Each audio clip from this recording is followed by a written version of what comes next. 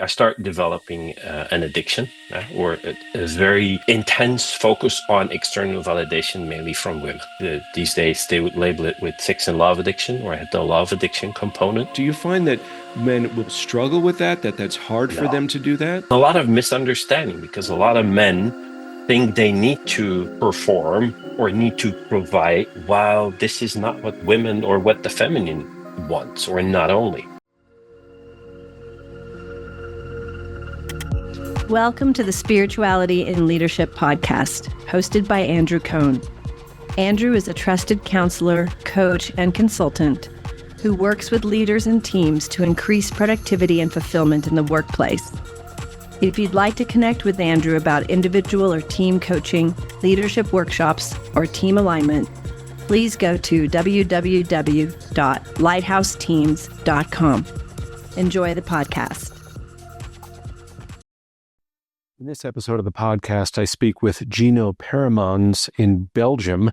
And Gino is a fascinating man who does deep work, community building and healing work with men outside of work, but also works as an executive coach and organizational consultant within corporations and other organizations. He comes from a background in experiential learning with Outward Bound in Europe and the US, but most of the conversation was focused on how he engages men, invites men into deeper conversations, into greater levels of belonging. And his deep commitment to this type of healing and growth and connection and community building is really apparent, and frankly, inspiring and inviting to me in some of the work that I do with men's groups as well. I see him as a mentor and a teacher and a fellow traveler on this path of healing with men and healing in teams and organizations as well. I hope you enjoy the conversation. Welcome back to the Spirituality and Leadership podcast. I'm Andrew Cohn. Today, coming to us all the way from Belgium, is Gino Peremans, or Gino, depending upon the culture and the multiple languages being spoken there. And Gino is an expert in men's work and men's growth and men's health and healthy masculinity. He comes from the world of experiential learning, has done some lecturing at various universities, but as you said, you're quick to not identify yourself as an academic. And I'd love for you to describe a little bit about your background. But first, I'd say welcome and thank you for being a part of the conversation. So thank you, Andrew, for inviting me. Of course. So tell me a little bit about your, we've talked about a couple of juicy things, but I feel like I need to start a little bit more at the beginning. Mm-hmm. So would you describe a bit about your personal journey and what has led you to, and you can answer that as slowly and incrementally as you like, or just jump to a conclusion, and what has led you to be interested in something like spirituality and leadership, particularly in the context of working with men, because that seems to be what your focus is. Absolutely. Yeah. So I feel compelled to share actually two life tracks, so to speak. The first one is a more comfortable one, which is how did I end up doing professionally what I'm doing today? And so I identify myself with a coach and consultant or a men's mentor. And how I got there actually started around the kitchen table at home. In my family of origin, my mom came from a background of entrepreneurs, and my dad was a welder. He came from he came from a worker's family. So I had the background of Marx meeting the entrepreneurial world. And I was always, when both sides of the family came together, I was really intrigued by, okay, they always seem to oppose each other, while one cannot go without the other. The entrepreneurs need workers to produce, the workers need entrepreneurs to come with new ideas and ventures. And so, eternal positive guy as I am, I saw an opportunity there, and the intrigue evolved into, okay, there's something here that I feel I can contribute to, which is bringing these two worlds together. And so I studied social sciences. My first job was in consulting on HR change in the public sector. But then after a couple of years, I noticed that this was too academic and too technical. And I really wanted to work with the human component in an organization, in institutions. And that is then where I started working for Outward Bound, the international organization. I was part of the management there. I worked in Europe, US. So I traveled around for Outward Bound. And now 18 years ago, I then started my own company because I was like, I wanted to dive deeper and deeper into, okay, how is the human component influenced by an organizational institution and the other way around? And actually on my path, it's been, if I refer to it, and this is my link with spirituality, it's been a deepening path. A path of, okay, what are the symptoms? What are core causes? What motivates people? What motivates people to change? What motivates people to change in a sustainable way? And if I were to describe or give a definition of spirituality as I see it today, it's actually establishing a connection with your higher self or your inner self. What I found in all the transformations and consulting and coaching that I did is people will only change if their inner self is motivated or if their inner self is devastated enough or fed up enough or tired enough of the life that person is living. Yeah. And whether you call that your inner self, your higher self, it's this connection of, okay, what is inside me and what do I feel connected with? What gives me the trust in myself and the people around me? That is what I would say is my connection to spirituality. That's the first track. So right. Yeah, and I hear the way. Excuse me for interrupting, but I hear you as like that's a bit of a compass, or that's a bit of a motivation or guidance, or there's a resource in there. That's the word I'm looking. Absolutely. Yeah, lovely. And was there a moment when you said, so it was 18 years ago, you wanted to start your own business, you wanted to work more deeply. Was there a moment, a story, an epiphany, a personal thing? Like, why 18 years ago? What happened? Or maybe for you, it was a buildup of some experiences up until that point. But I'm curious, what led you to the transition? There's a couple of reasons, but my main reason 18 years ago to start just running and setting up my own business was balance. I felt that I was out of balance. My first son was born back then. I was spending a lot of time outdoors with groups, working for Outward Bound somewhere in the world. And I felt like, hold on, what I'm bringing to the organization, what I'm bringing to other people's journeys is out of balance with the journey that I am going. Because I wasn't spending enough time as I wanted outdoors myself, with my family, with my partner back then. And it was the self-employment actually came as a way to balance my life. That was sort of the first reason. Another reason had also to do with freedom. The freedom to choose your clients, choose the projects, or hold on. It's this illusion of freedom at the beginning. Okay. Because a lot of people believe like, okay, I'm getting self-employed, so I get to choose my clients, choose the time I'm working. But then the first couple of years, it's like, nah, that's not happening because you want the business. You need to establish your business. So you take on more job than you want. It's finding or striking that balance has been a process of years, not of like a moment between being employed by somebody and being self-employed. Got it. Okay, so you were, before I interrupted you to probe on something, you were talking about the really two stories you would tell. One of them was the professional story, the shift. Yes, okay, got it, the comfortable story. So please continue. Yeah. So the other one is my personal story. And it is more, if I would define my professional story as the light side of me, then now we're getting into my dark side. Because I grew up in a workers' class family.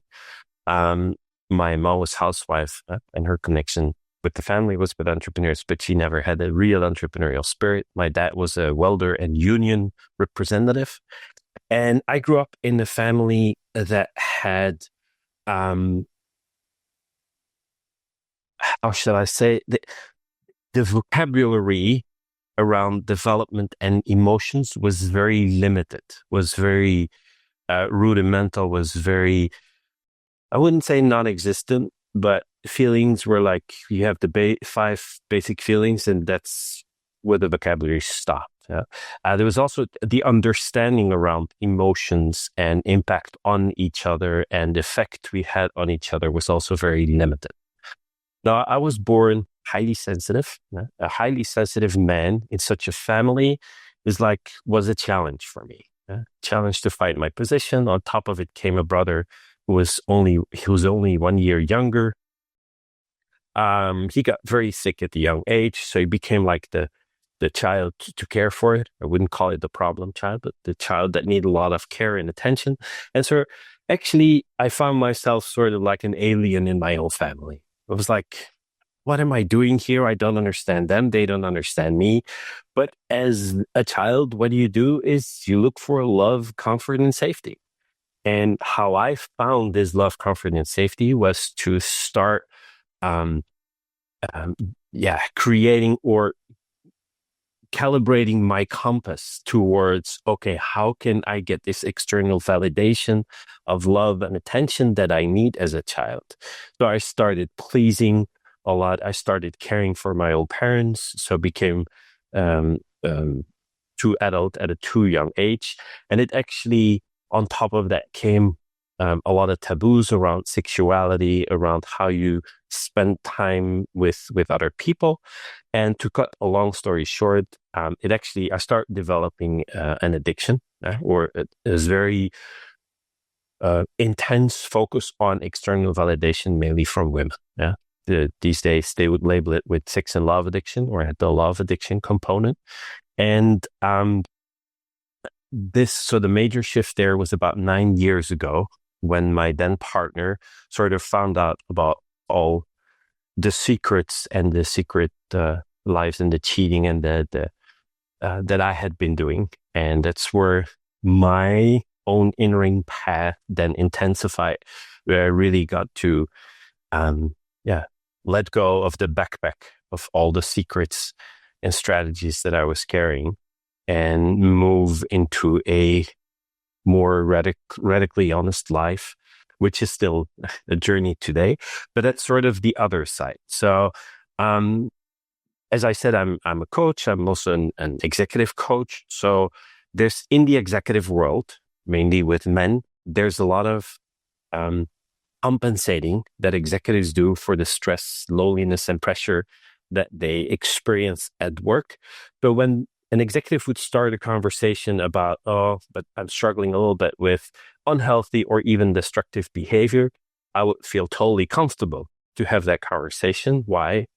Because I've been there. I know how it is to live with all those secrets, to hide XYZ, to strategize like, okay, we need to scan, like, is this person familiar with the other person? Because I don't want them to meet because da-da-da-da. So, and that's where I then started developing this, I wouldn't say it's a skill, but more like this sensitivity towards like, okay, man, with whatever darkness that you're sitting with, you can come to me and talk about it. I will not judge, or I will judge like everyone else, but I will not act upon my judgment. And that is where I then started for the past couple of years, 7 years, now diving deeper into the topic of mentoring men, mentoring managers that struggle with destructive behavior. And I think it's on my website where I say like, well, whatever secret, whatever darkness you're living with, don't worry. It's like, you can share it with me. It's safe with me, and we'll find a way out of the darkness into the light. Because I've been there. I've spent a lot of time, way too much time there, and it's my way of paying it forward. It's the second track. Yeah, beautiful. And I feel like I want to just call out what a beautiful offering this is, and about how you can meet people who often, first of all, they don't want to be met there because they don't want to go there. and my hand is raised. Like I don't know what I want to look at, and it's particularly in executive coaching where perhaps they're not bringing you in because they think they want to talk about some deep shadow personal crisis. That's not the presenting issue, I would imagine, in most situations. And you can meet them there, and you can open that for them, and you can hold space for them there. Both in a sort of a conceptual way and an experiential way. And I would imagine as well with your experience with Outward Bound, very much in terms of embodiments. That's another theme of your work. So you're bringing your presence to them and an invitation to them at the deepest levels, which is what a beautiful offering, whether they know it's coming or not when they engage you, right? Yeah. That's like, well, okay, here it is. And how beautiful that you can bring your experience to support their healing. Mm-hmm. Mm-hmm. Yeah, it really is like it's a work that I feel really honored to do, to meet, because when a man opens up to this level of vulnerability, it really is like, it's really beautiful and magical, because we never learned to talk on this with this level or on this level of vulnerability with each other, let alone with another man. It's sometimes I describe it as magical work. Yeah, I could see it as magical. And I've been around in and around men's groups and circles for almost 30 years. And I've seen that so many times and experienced it many times just personally, when sometimes I'm saying something that's deeply vulnerable. It's like, where is this coming from? Or I'm not even sure what it means, or I can't believe I'm saying this to these people.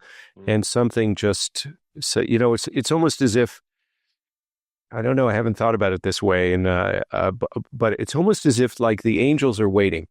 And if we put something into the circle, they come in. Additional resources become available. I don't know how this is going to label me, but additional resources become available when that level of honesty comes forward. Yeah. The level of honesty, it creates connection between men, and connection on a level we then refer to as the brotherhood. But actually the quality of a brotherhood, or the added value of a brotherhood, is seeing each other in each other's darkness and pain, suffering, and also in the light side, beyond the talking about football or soccer in Europe, or women, or alcohol. Or as I was talking to a man earlier today, he wanted to come to the Next Gentle Giant retreat. And when I asked him for his motivation, he said, like, well, the only reason is I want to start having different conversations with men. I'm fed up with the superficiality. I'm fed up with the status and, hey, look at me, got a promotion at work. And he said, like, this is not what life is about. I'm a father of 3 kids. 2 of them are daughters. I struggle to just find a way of behaving, or to hug them as I do my son, because they're getting older. And it's those kind of topics. It's the fear, it's that insecurity that I want to have conversations about. And I think that's what men's circles, that's what men's work is about.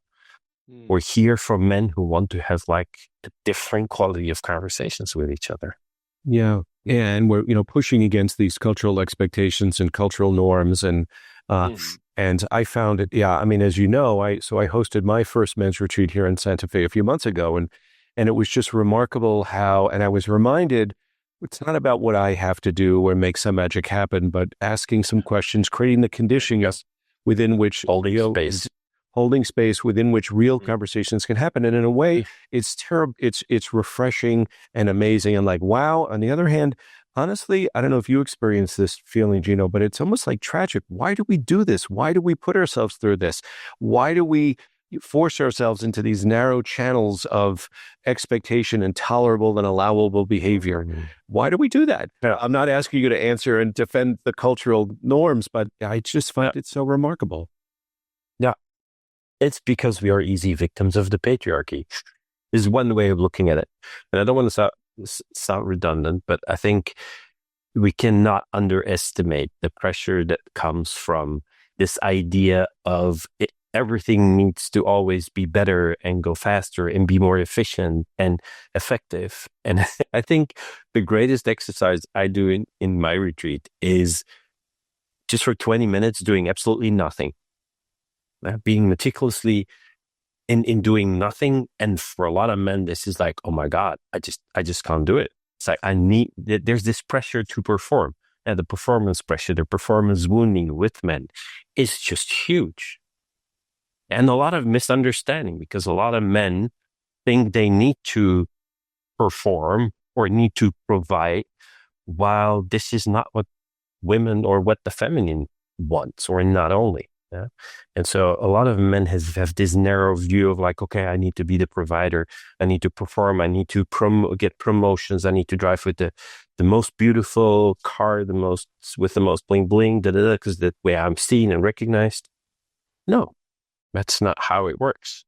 Yeah. That's So how that's how society and that's how companies want you to look at it, because that way it's easier for you to get you under control. But life is not about all those kind of things. Yeah, I hear you talking about status and recognition and power, such as it is, or the illusion of power, the illusion of control. Sure. Yes, one of my old teachers used to talk about control as the master addiction.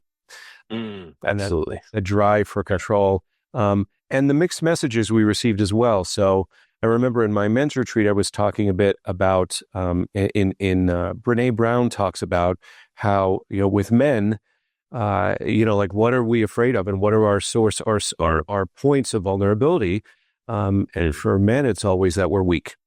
And the story she tells about the man who says, it's very convenient that you don't talk a lot about men. He was upset with her. And he said, women say they want me up on that, to be vulnerable and open, but I don't know if they really do. And it's tricky. I don't want to oversimplify this, of course, or overgeneralize. No. It's very tricky because, as you said, we're victims of the patriarchy. Even as men, we're victims of the patriarchy. Absolutely. So even as we perpetuate it and hold this position of power, there's a consequence to that power. There's detriment to that power. There's baggage and pain and suffering of that power. Sometimes in more enlightened moments, when I speak with people that are more into this idea of patriarchy, I always say like, well, if you're an executive, you just have to admit that you've sold part of your soul to the devil, right? Because you're getting paid to give up a lot of your own passions in life, a lot of your own boundaries. And if you really want to grow and become an even better executive, you need to regain that power over yourself, and don't give your power away to an institution or a corporation. I don't want to get too dragged away in this, but this is this whole idea. And I think there's lots of addiction and power, but I think one of the master addictions these days is also distraction. Say more about that, please. Well, distraction is obviously everything that has to do with social media, taking us away from interacting and connecting with a human being. But it's also the what was I going to say? The distraction of moving you away from your own purpose. It's like, because what men really want is, I believe that the first need or the primal need of a man is to belong. We want to be part of a tribe. And it's this tribe that is going to give us recognition, that is going to give us, that's going to put us in our power. And a lot of men have the illusion that they will find their tribe in a corporation or an organization, while what you see is the more responsibility you get into this organizational tribe, the more lonely you get, because your support network vanishes, because your peers become competitors. And so that is why I'm trying to create bridges between the executives and managers and men's work. It's like, no, real tribes of men meet around the fire based on the basic premise of equality. It's like, regardless of status, function, of role, we're all men. We're all sons of our mother and father. We're brothers. We're partners. We're fathers. And in this role, we all face for the similar challenges. And whether you're a CEO or a janitor or whatever, those challenges, in essence, are the same. How they present themselves might be different.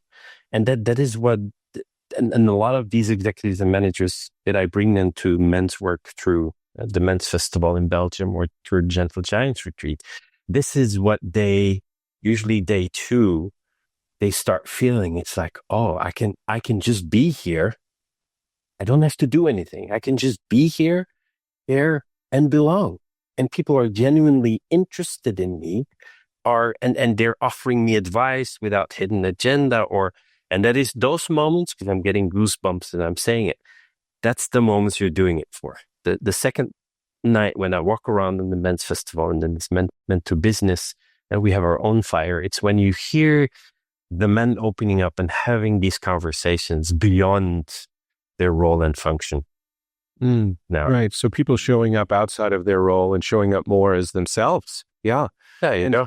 And I also hear you make an important distinction between, well, let me put it this way: as you're describing the corporation or whatever the work situation is out in the world, as not being really, it's not to me, it's not necessarily unhealthy, it's not necessarily toxic, but people very rarely, if ever, describe their work group as a community.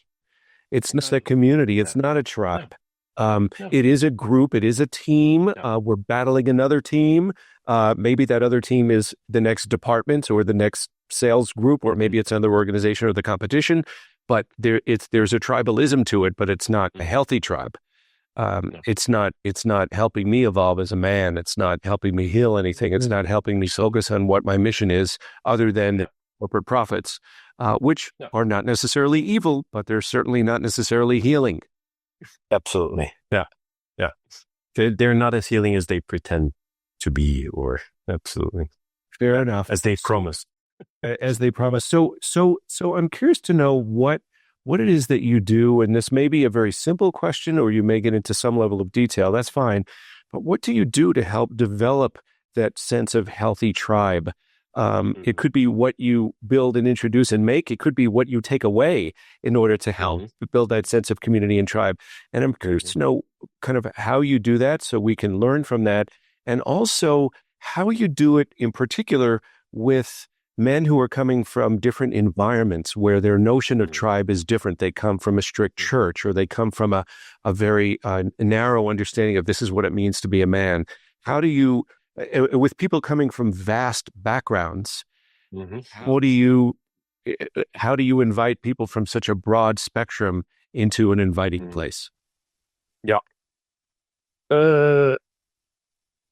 That's a big question. Well, think about it. Let me just really into it. Yeah. So I think that makes me think about the ground agreements that we set at the beginning of a men's circle, or one of the retreats, is I invite men to be curious. Right? Whatever happens here, be curious about what happens. There's no need to judge.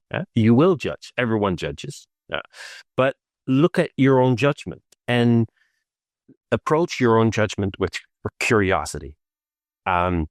When you sit in a men's circle and you look around, there's immediately people or men that you go like, ooh, yeah, that's a man I would like to get to know. And then another one you go like, is that going to be the one I'm going to talk to in the next coffee break? Just be curious about what's happening there, because we're all mirrors of each other. And then the second thing I think is important is when I have the men introducing them to each other, introduce them from who they are. And for instance, I have them in the first day sharing their life stories with each other. The 2 lines, private and professional line, so that because usually men, how they introduce themselves, when you don't say anything, when you don't set a structure, they will introduce themselves like, hey, I'm the CEO of this company, or I'm commercial director of, and then, oh yeah, I have kids and a wife. And what I do is I just go like, no, just flip it around. And most of the time, just talk about what's your background.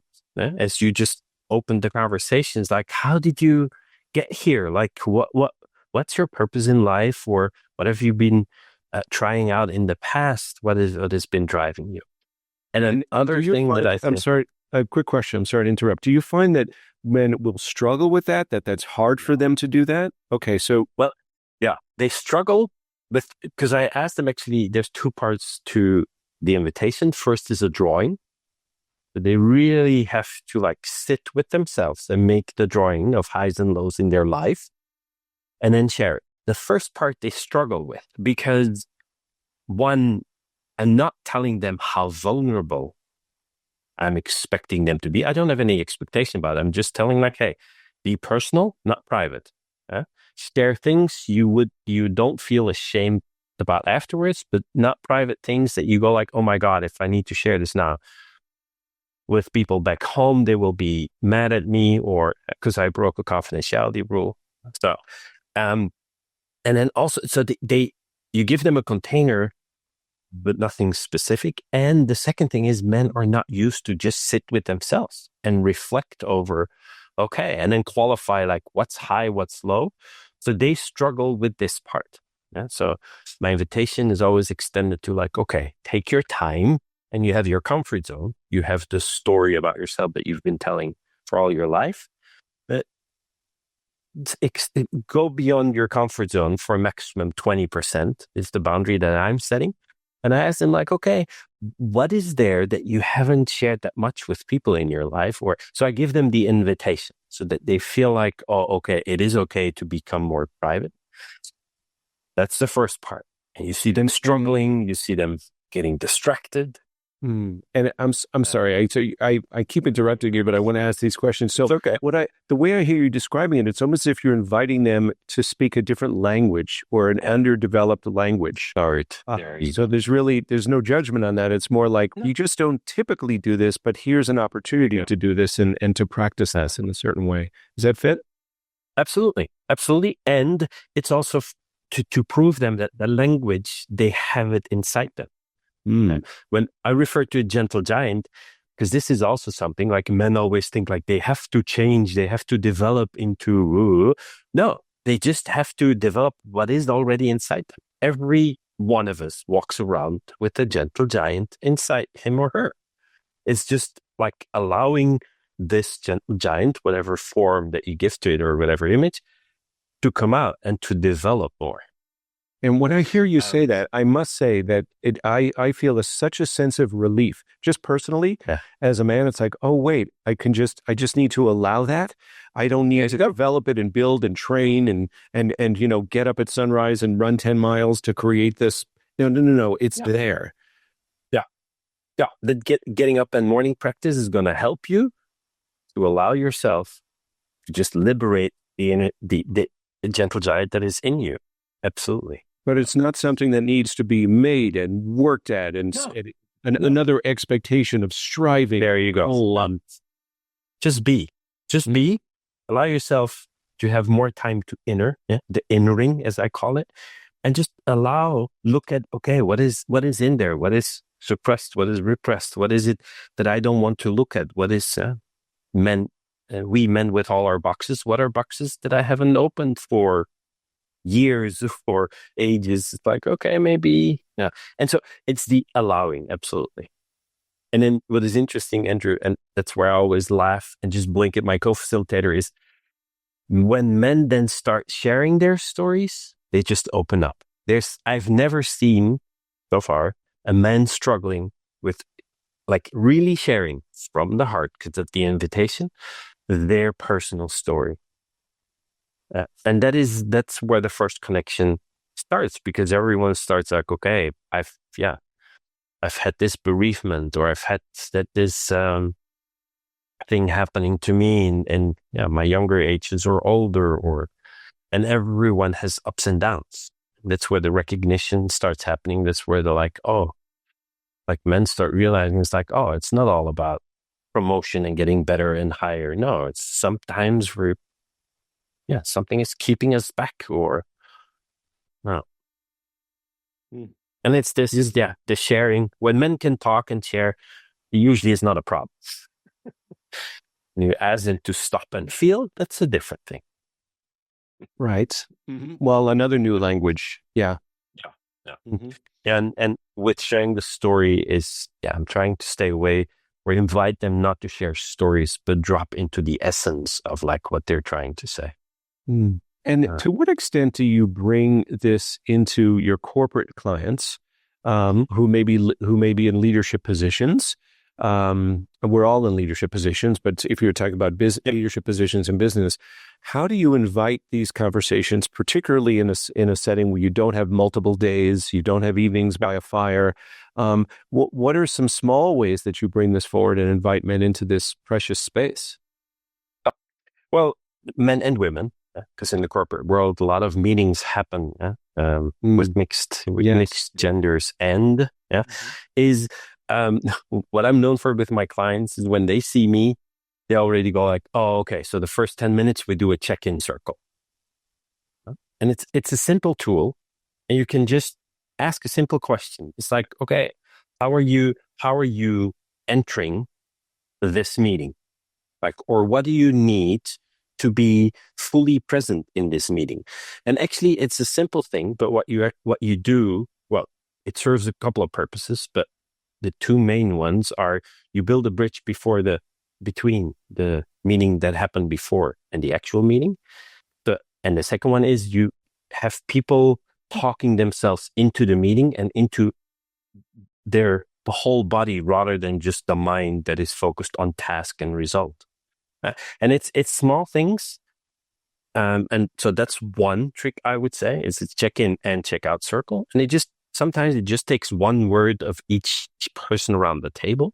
And the second part is the language that I'm trying to introduce with clients is there's no good or bad. There's no right or wrong. There's only actions and consequences. So whatever you do, whichever decision you make, it's not right or wrong, but every decision that you make or you decide not to make has a consequence. And taking responsibility and accountability for that consequence, that is actually what is helping the deeper conversations also in those meetings or around those tables. And that's how I then try to. So it doesn't have to necessarily be like, I don't have to introduce like the masculine versus feminine energy language. No, it really is about bringing the conversations to another level. And on purpose. And on purpose. Yeah. And on purpose, I say another level, not deeper, because then. No. Well, deeper is something that can frighten people away, potentially. There you go. Yeah, absolutely. So that's just, and I appreciate the way you're talking about that bridge between the last meeting and the current meeting. I have clients who I've come in sometimes with my bowl, my 7-metal bowl, and I have clients, I say, well, let's start the meeting. And I learned this years ago. Let's start the meeting with 60 seconds of silence. And people at first are like, this is totally insane. And afterwards, they're like, this is great because it's building a bridge between the previous thought process, thought pattern, what's occupying my mind, and how could I empty my mind so that I can be present in this meeting. And it's a worthwhile investment of 60 seconds to honor the next 59 minutes that it can be more productive. But I love the way you're saying that, just to create that bridge, just to help us turn from facing outward to now facing inward for this conversation. No. And also it helps people also to share what's on their mind so that it gets a chance to get out of there. Otherwise, they're just occupied, and it takes them like half an hour into the meeting to let go of the previous one, and then they're preparing for the next one. And so there's this. Well, and I think that touches back to your earlier point of distraction. It may not be my mobile phone that's distracting me now, but I'm distracted. I'm still in the last meeting. Yeah, there you go. I'm not here with you. I'm still in the last meeting. Yeah. And that's another thing, is that your old thought process can be just a distraction. Because when we talk about our emotions or embodiment, our brains are our biggest strength. Because our brains, actually what happens is our brains, they serve two purposes, which is collecting data and analyzing data based on the criteria of, is what's happening safe and predictable?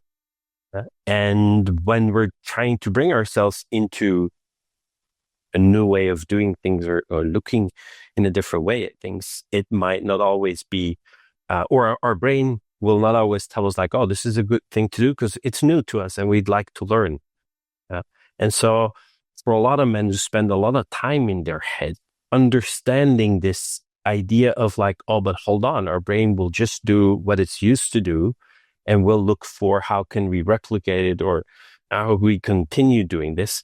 And then shifting from there to, okay, but build some trust in your body because your body also hosts a lot of knowledge and actually it carries you around all day. So it knows you pretty well. So if you start understanding what's going on inside there, you could also use it as a resource. Yeah? We talked about spiritual resource before, but what I feel is a lot of men also need to get reconnected to their body as resource for their vitality and life force. And And as I hear you describe that, we need to be more connected to our bodies for ourselves, our own vitality, life force, and also for others and for what our purpose and mission is.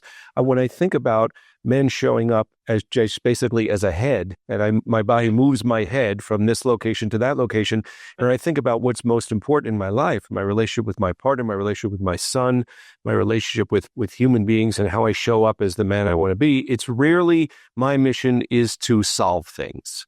Yes. Or my mission is to use my brain when we talk about deeper purpose. And there's a role for that. These brains are here for a reason. We're here to use them. But boy, are we leaving out a whole lot. Yeah. It's like sometimes men are really walking brains on sticks.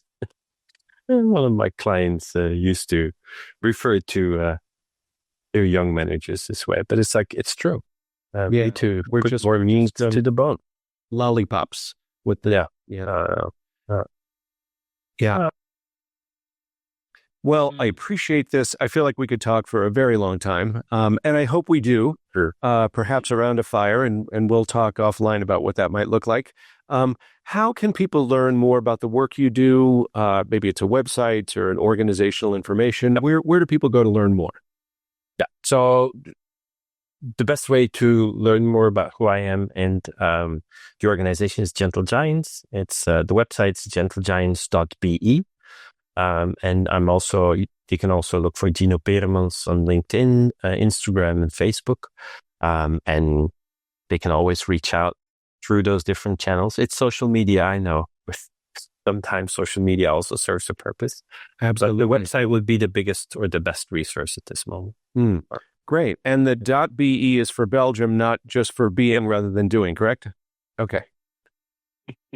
Belgium and yeah, maybe the being too.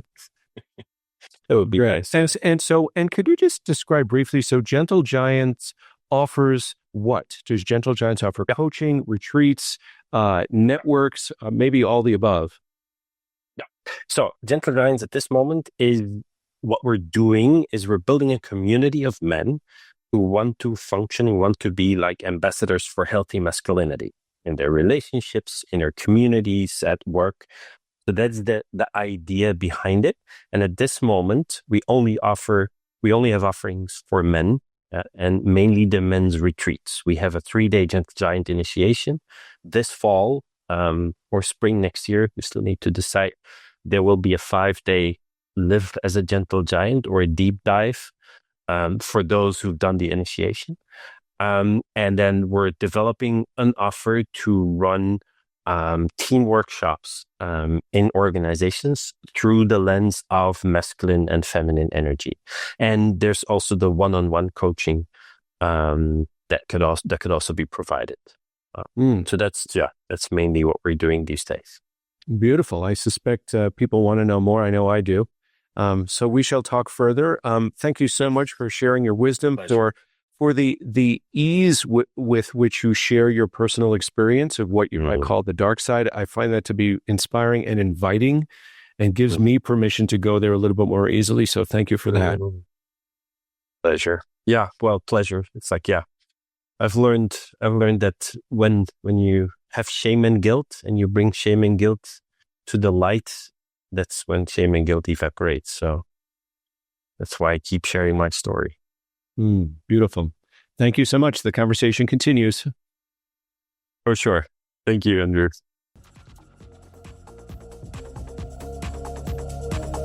Thank you for listening to Spirituality and Leadership.